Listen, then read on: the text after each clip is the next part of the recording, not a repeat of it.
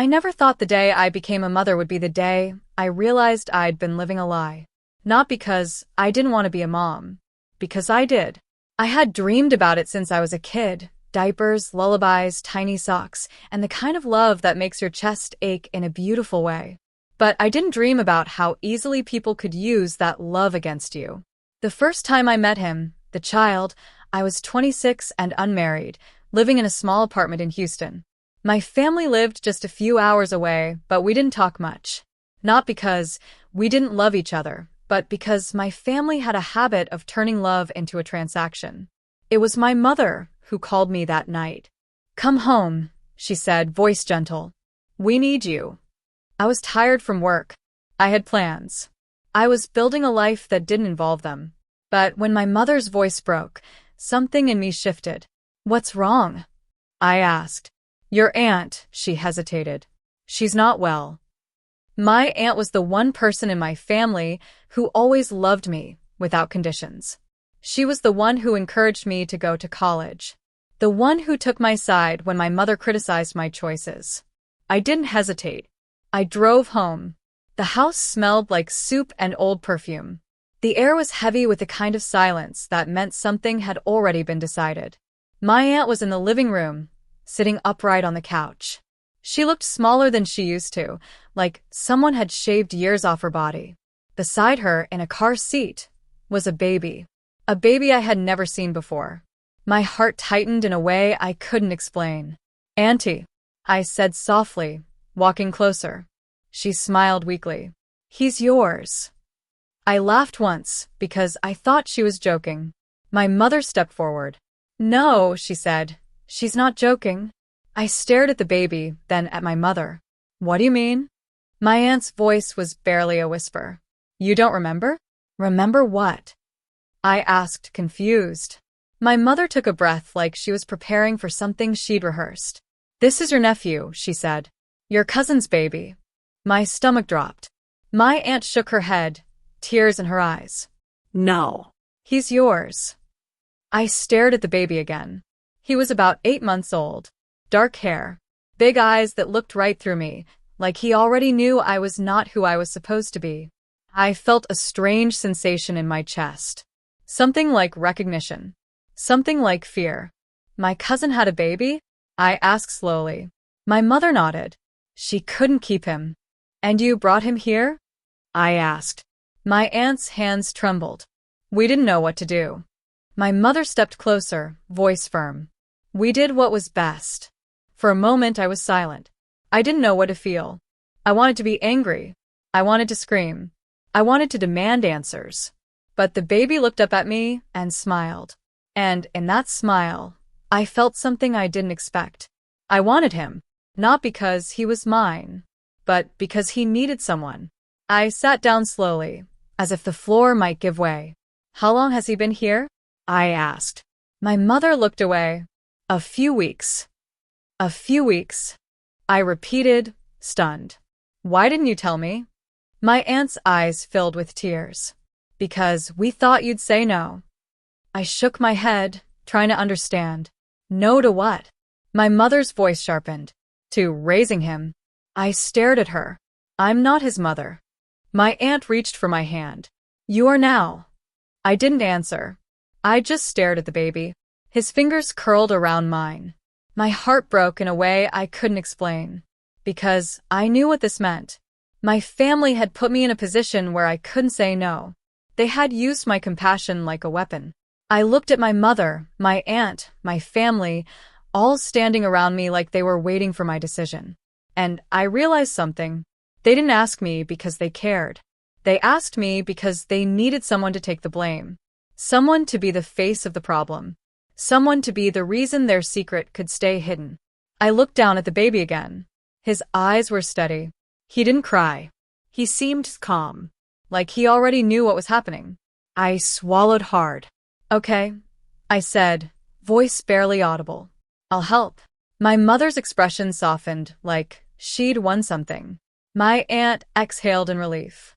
But I didn't feel relief. I felt the first taste of the betrayal. Because I knew, deep down, this wasn't just about the baby. It was about control. It was about making me the one who would sacrifice everything without ever being given a choice. The first week was a blur. I took him to doctor appointments. I learned how to change diapers. I woke up at 3 a.m. to soothe him when he cried. I learned the difference between a hungry cry and a tired cry. I learned the way his fingers curled when he was scared. And my family praised me. "You're doing so well," my mother said. "You're a natural." My aunt hugged me every time she saw me. "You're so brave," she whispered. But my family didn't thank me the way you thank someone who truly saved a life. They thanked me like I was a tool, like I had done something expected, like I had been the only option. And the more I raised him, the more I began to notice the cracks. My mother never asked about my job anymore. My sister stopped calling. My father stopped inviting me to family dinners. It was like I had been erased from their lives, replaced by a responsibility, a duty, a good deed. One day, when the baby was napping, I found a folder in my mother's room. It wasn't hidden. It was just not meant for me to see. But I saw it. My heart pounded. I opened it. Inside were documents, legal papers, a signed adoption request. Not for the baby. For me. My name was on it. My signature. My mother's handwriting. And the date? The day before the baby arrived. My stomach turned. My hands shook. I had never signed anything. Not for an adoption. Not for anything. I stared at the paper, my mind racing. My mother had forged my signature. My family had not only placed this child in my care, they had legally made him mine. Without my consent. Without my knowledge. Without giving me a choice. I felt like I was drowning. But I didn't scream. I didn't cry. Because I knew that if I reacted too quickly, they would use my emotions against me. I would become the unstable one. The selfish one. The one who didn't appreciate what they'd done for me. So, I did the only thing I could do. I waited. I smiled. I played the part. I raised the child. I pretended I didn't know. Because I needed time. Time to understand what they had done. Time to figure out how to prove it. Time to decide what I would do next. And the next time my mother asked me if I was okay, I looked at her and said, softly, yes. Because she didn't know that I was already planning the moment I would expose every lie they'd built. I knew something was wrong the moment I saw my baby's face in the morning light. Not because he looked different, but because he looked familiar. Like he had been photographed before. Like his eyes had been captured in someone else's memory. I didn't understand it at first, but I felt it in my bones. Something about him was too precise. Like he was meant to be remembered. Like he was meant to be hidden. The next day, I asked my aunt to tell me everything. Not in a dramatic way. Not in a confrontational way. Just a calm, simple conversation. She sat on the couch with a baby on her lap, rocking him gently. Her hands shook. "I need to know," I said. "What happened?" She looked up at me, tears in her eyes. "You don't understand. It wasn't supposed to be like this." "What wasn't supposed to be like this?" I asked. She swallowed hard. "The baby was supposed to be taken away." I blinked. "Taken away?" My aunt nodded. "He was supposed to be placed in a safe home. But your cousin, she couldn't let him go. She was afraid." "Afraid of what?" I asked. My aunt looked down at her hands. Afraid of her father. My heart stopped. My uncle. The man who always said family came first. The man who cared more about reputation than people. The man who had always been untouchable. "He did something?" I asked softly. My aunt nodded. "He did something terrible." My mind raced. My uncle was a respected man in our community. He was the one people listened to. He was the one people feared crossing. If he did something wrong, then the whole family was built on a lie. My aunt took a deep breath. "He threatened your cousin," she whispered. "He said if she didn't sign the papers, he would ruin her. He would ruin her life." I stared at her, stunned. "And you?" I asked. My aunt shook her head. "I tried to stop him. But your mother, she was scared too." "Scared of what?" I asked. My aunt looked at me, and for the first time, I saw the truth in her eyes. "Scared of losing everything," she said. "Your uncle has always been the one with power. He makes the rules." I looked at the baby again, and for the first time, I saw him not as my child, but as a symbol of my family's control, a symbol of their manipulation, a symbol of how they used people to keep their secrets. I took a deep breath. "Where is my cousin?" I asked. My aunt's face turned pale. "She left." "Where did she go?" My aunt hesitated. "She left the state." My heart dropped. My cousin had been silenced, and the baby had been used as a cover. I felt a cold rage inside me. Not the kind that screams, the kind that builds. I didn't speak for a long time. Then I asked the question that changed everything. Did he do this on purpose? My aunt's eyes filled with tears. "Yes." She whispered the word like it hurt. "Yes." My uncle had used his power to force my cousin to sign away her child. Then he had used the family silence to hide it. Then they had used my compassion to make me carry the burden. My mother had made me the scapegoat. My uncle had made me the cover. My aunt had made me the tool. And I had fallen into their trap. I looked at the baby again. His little fingers wrapped around mine. He didn't know any of this. He didn't know he was a weapon. He didn't know he was a secret. He didn't know he was stolen. But I did. And that changed everything. Over the next few days, I began to watch my family more closely. Not like a suspicious person, like a detective. I started paying attention to small details. The way my uncle kept his phone face down. The way my mother avoided my questions. The way my sister's eyes flicked away when I mentioned the adoption papers. I found more documents. More proof. The signed papers. The threats. The financial records. Everything. But I didn't show them to anyone. Not yet. Because I needed one thing. Time. I needed time to build a case. I needed time to protect the baby. I needed time to make sure my family couldn't just bury the truth again. One night, I sat on my bed with the baby asleep in his crib, and I made a decision. I would not be the victim. I would not be the scapegoat. I would not be the tool. I would become the one who exposed them. And the first step was simple. I needed to find my cousin. I needed to find the mother who had been forced to give up her child. Because once I found her, the whole truth would come out. And my family would have no choice but to face what they'd done. The next day, I took the baby to a local park. I wanted to show him the world outside the house. I wanted to remind myself that he deserved more than this. As I sat on the bench, I noticed a woman across the park. She looked familiar. Not because I knew her, but because she looked like someone who had been through too much. Her eyes were tired. Her shoulders were tense.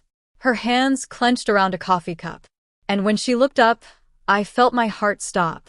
It was my cousin. She didn't recognize me at first. But then her eyes widened. She stood up, frozen. I stood too.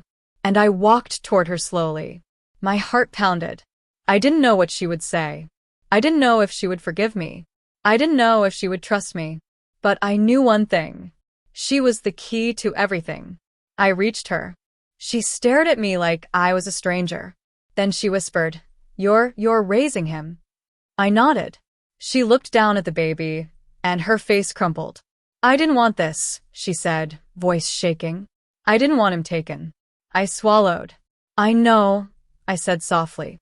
"I know." She looked up at me, eyes full of pain. "How did you find me?" she asked. I took a deep breath. "I never stopped looking," I said. Her lips trembled. "Why?" Because I had been living a lie. Because my family had used me. Because her father had stolen her child. Because the baby I was raising wasn't just mine. He was hers too. And the truth had to come out. I looked at my cousin, and I felt something shift inside me. Not just anger. Not just betrayal. Something stronger. Determination. Because now I had a mission. And I wasn't going to stop until every lie was exposed. My cousin's eyes stayed fixed on the baby for a long moment, as if she couldn't believe he was real. As if she couldn't believe he was alive. As if she couldn't believe her family had taken him and given him away like he was nothing. Then she looked at me. And I saw the anger in her. Not the angry you see on TV. The kind of anger that lives in your bones. The kind that makes your voice shake but doesn't break. How could they? She whispered. I swallowed. I don't know. She shook her head. They told me you wanted him. I felt my chest tighten. No. I didn't know anything.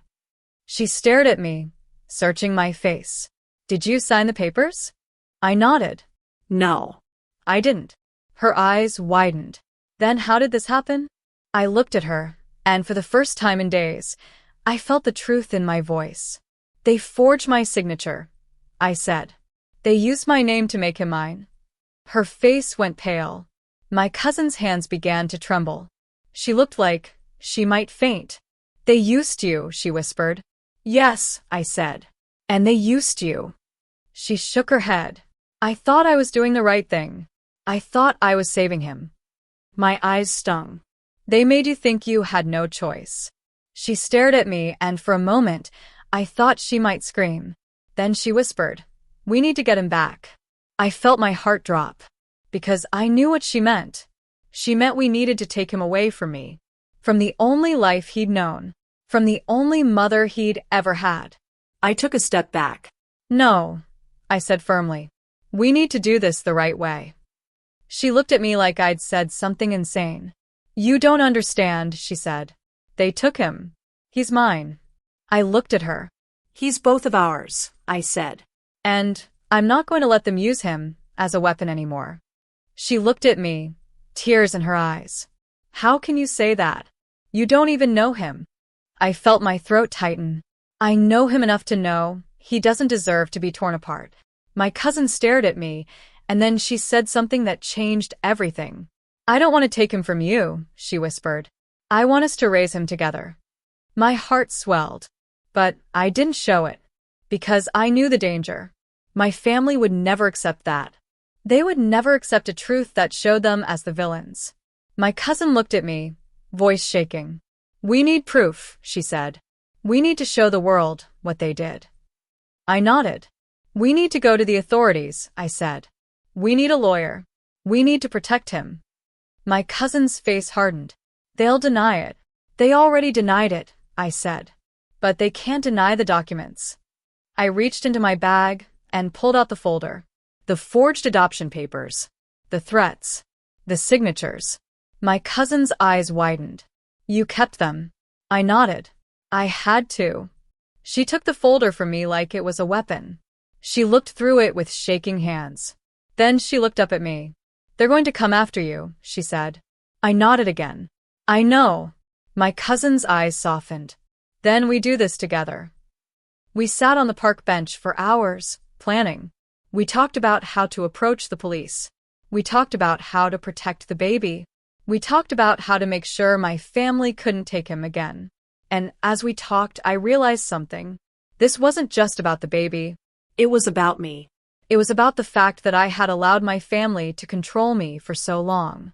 It was about the fact that I had let them use my kindness as a weapon. It was about the fact that I had been so desperate to be loved that I didn't see how I was being used. And I was done. That night, I returned home with the baby, and I told my mother I needed to speak with her. She looked at me with that same calm face she always wore. What is it? She asked.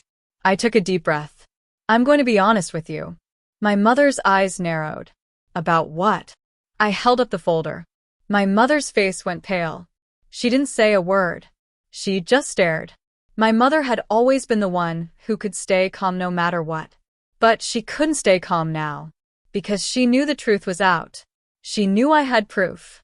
She knew I could destroy everything. My mother's voice trembled. Where did you get that? I smiled. From your room. My mother's face twisted. You had no right. I looked at her calmly. I had every right. My mother's eyes flashed. You're going to ruin this family. I nodded. No. You already ruined it. She stared at me, and for the first time, I saw fear in her eyes. Not fear of losing the baby. Fear of losing control.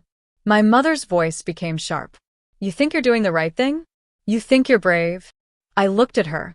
I think I'm finally awake. My mother's face hardened. You will regret this. I smiled. I already regret letting you use me, I said. But I'm not going to regret fixing it. And then my mother did something that shocked me. She laughed. A bitter laugh. You think you can take him away from us? She said. You think you can take him away from your uncle? I felt my heart drop. Because I knew what she meant. My uncle was not just a man. He was a powerful man. A respected man. A man who could ruin lives. And now he would do anything to protect his secret. My mother's voice softened. Almost pleading. You don't understand what he can do. I looked at her. I understand. Because I had seen the way my uncle controlled everything. I had seen the way he made people fear him. And I knew this was going to get ugly. But I also knew something else. I was no longer alone. My cousin was with me. The baby was with me. And I had the truth. The next morning, I went to the police station. I walked in with my cousin and the baby. My heart was pounding, but my face was calm. I handed the folder to the officer. He looked through it, his face growing serious. Then he looked at me. Do you understand what you're saying? He asked. I nodded. Yes. The officer looked at my cousin. Are you willing to testify? She nodded. The officer looked back at me. We'll investigate. And just like that, the war began. My family was not going to let this go quietly. But I was ready. Because I had something they didn't. The truth. The day I walked into the police station, I felt the weight of every lie my family had ever told me. But I also felt something else. A strange kind of freedom. Because the truth was finally out of my hands. And into the world. The officer took my statement, my cousin's statement, and my evidence. He asked us questions. Detailed questions. Questions that made my family's story begin to fall apart. When we left the station, my cousin hugged me tightly. You're doing the right thing, she whispered. I nodded. But I wasn't sure. Because the truth doesn't always make things better right away. Sometimes it makes things worse. And I knew my uncle would retaliate. I knew he would try to destroy us. He was a man who didn't believe in consequences. That night, I received the first message. It was from an unknown number. If you want to keep the baby, stop now. My hands shook. My cousin's phone buzzed too. She read her message and went pale. You should have never come back. My cousin looked at me, eyes wide. He's watching us, she whispered. I swallowed. I know, I said. And I realized something. My family wasn't just going to try to silence us. They were going to try to make us disappear. But they had underestimated one thing. The baby. The baby was the reason we were fighting. The baby was the reason we couldn't back down. The baby was the reason my cousin and I were finally united. And the baby was the reason my uncle would lose everything. Because he didn't just steal a child. He stole his own blood. My cousin was his daughter. The baby was his grandson. And the truth was about to destroy him. The next day, the police called. They wanted to speak with us again. My cousin and I went to the station, baby in tow. The officer looked serious. We found something, he said. My stomach dropped. What? I asked. He slid a file across the table. Photos. Emails. Financial records. Evidence that my uncle had been involved in multiple illegal activities. Not just the adoption. Not just the threats. Money laundering. Blackmail. A web of secrets. My uncle had built his entire life on lies. And now it was unraveling. The officer looked at me. We're going to need you to testify. My cousin squeezed my hand. I nodded. I knew this was it. This was the moment I'd been building toward. The moment I would finally take back my life. The day the trial started, my family acted like nothing was wrong. They went to church. They smiled at neighbors. They acted like the loving family they wanted everyone to believe they were. But behind closed doors, everything was falling apart. My uncle called my mother into his office. He screamed at her. He blamed her for everything. He blamed her for letting me take the evidence. He blamed her for not stopping us. My mother cried. My uncle's face twisted in rage. You ruined us, he shouted. My mother whispered. No, you ruined us. The trial was brutal. My uncle's lawyer tried to paint us as unstable, as greedy, as liars. But we had evidence. We had the truth. And we had the baby. The baby who had become the symbol of everything my family had tried to hide.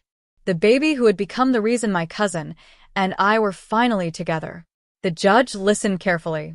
The jury listened carefully. And when the verdict came, it felt like the world stopped for a moment. My uncle was guilty. My mother was charged with fraud. My sister was implicated. And the baby was placed under my cousin and my care. Not because I had earned it, but because the truth had shown who had always been his real family. My cousin and I looked at each other as the judge spoke. We didn't cry. We just held hands. Because the tears had already been shed. We had already paid the price. And now, finally, we were free. After the trial, my cousin and I moved into a new home together. A real home. A place where the baby could grow up without fear. Without secrets. Without lies. And one night, as I rocked him to sleep, my cousin sat beside me. "I'm sorry," she whispered. I looked at her. "No," I said softly. "I'm sorry I didn't find you sooner." She smiled. "We're together now," she said. "That's what matters." I looked at the baby's peaceful face and felt something I hadn't felt in years. Peace. Not the peace of silence. The peace of truth.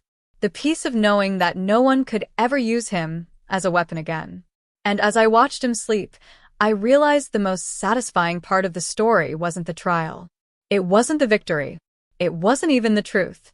It was this. My family thought they could control me. They thought they could use me.